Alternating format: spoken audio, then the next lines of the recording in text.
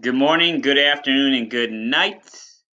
And welcome to another Read Aloud. Again, you do not have to do anything, just listen to the Read Aloud. We are continuing to talk about myths, specifically Greek myths. Today, I'm going to read you a rather short one. It is the story of King Midas. It is actually two kind of stories. The first one is the one you're probably more familiar with, but then there's another one. Um, and again, I want you to pay attention how this myth is actually very much like a fable or a fairy tale as well, but it's just slightly different. All right, King Midas. All right. King Midas was a kind but rather stupid man who had always been a friend to the Phrygian satyrs. One morning his servants had found an old satyr sleeping in the king's favorite flower bed. Midas had spared the satyr from punishment and let him go. This old satyr was a follower of Dionysus, and the god had rewarded Midas for his kindness by granting him a wish.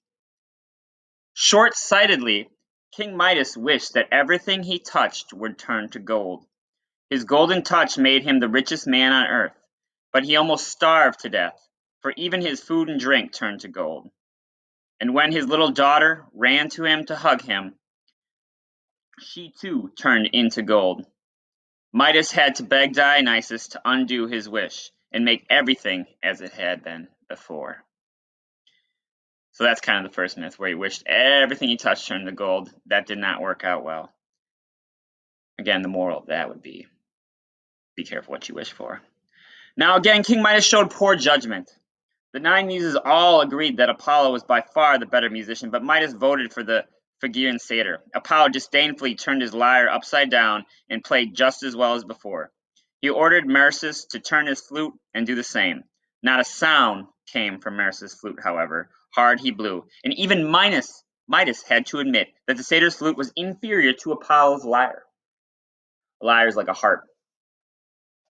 Lyre. All right. There's the satyr's flute.